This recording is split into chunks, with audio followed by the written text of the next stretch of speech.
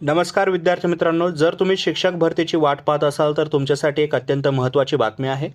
शिक्षक भरती प्रक्रियेत पारदर्शकता आणि वेग आणण्यासाठी राज्य सरकारने आता नवीन कार्यपद्धती लागू केलेली आहे।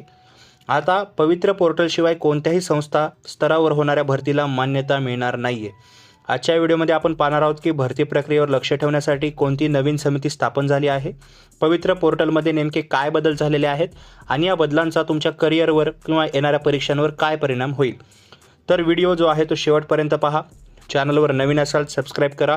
आर्टिकल रीड करण्यासाठी डिस्क्रिप्शनच्या फर्स्ट लिंकला क्लिक करा, तिथे PDF वगैरे मिळून जातील किंवा आर्टिकल्स मिळून जातील। तसेच व्हॉट्सअप आणि टेलिग्राम ग्रुप पण जॉईन करा, तिथे व्हिडिओच्या आधी अपडेट तुम्हाला मिळत राहतील। तर मित्रांनो, बातमीनुसार जे आहे शालेय शिक्षण विभागाने शिक्षक भरती अधिक सुटसुटीत करण्यासाठी काही मोठे निर्णय घेतलेले आहेत।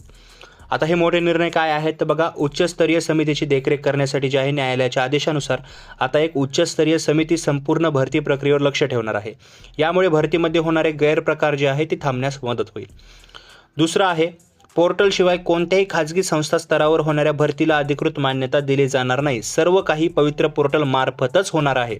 एका विद्यार्थ्याची आपल्या व्हिडिओवर कॉमेंट आलती शिक्षक भरतीच्या की भरती कशा मार्फत होईल, तर त्यावेळेसच मी सांगितले होते की भरती पोर्टल मार्फत घेतली जाईल। तर आता त्याचं अधिकृत उत्तर सुद्धा आलेलं आहे। जी भरती आहे ती पवित्र पोर्टल मार्फतच होणार आहे। जिल्हा आणि विभागीय पातळीवर समित्या स्थापन केल्या जातील।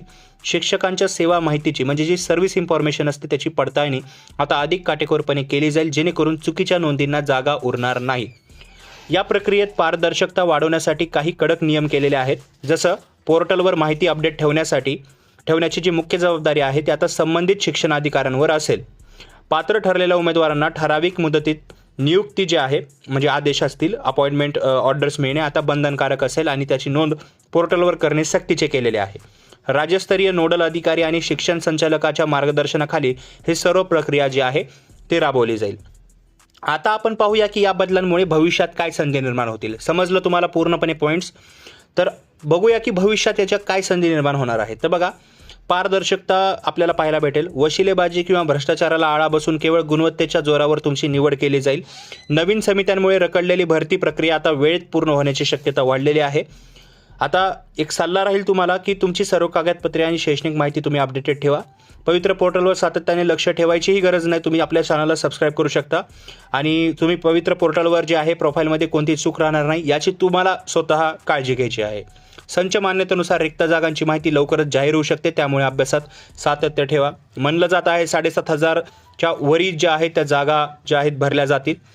ज्या रिक्त जागांचा तपशील वगैरे आहे ते लवकरच येईल किंवा जो आलेला आहे त्याच्यावर मी ऑलरेडी काही व्हिडिओ बनवलेले आहेत, पण ऑफिशियली जशी इन्फॉर्मेशन येईल त्याबद्दलही तुम्हाला सांगितलं जाईल। तर मित्रांनो, शिक्षक भरती प्रक्रियेत शिस्त लावण्यासाठी सरकारने उचललेले हे पाऊल खरोखरच जे आहे ते कौतुकास्पद आहे। तुम्हाला काय वाटतं, या नवीन पद्धतीमुळे खरोखरच प्रामाणिक विद्यार्थ्यांना न्याय मिळेल का?